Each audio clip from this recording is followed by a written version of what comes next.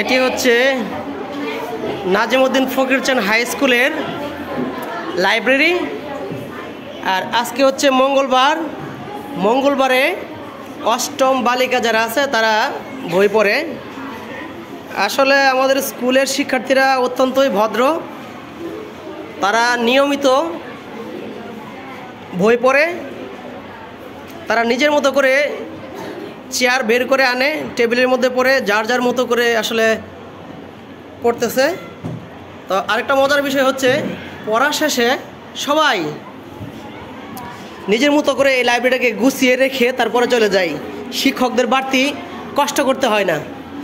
আমার পক্ষ থেকে স্কুলের শিক্ষার্থীদের, বিশেষ করে অষ্টম বালিকা শিক্ষার্থী যারা আছে তাদেরকে ধন্যবাদ জানাই, কারণ তারা শিক্ষকদেরকে অতিরিক্ত পরিশ্রম করান না।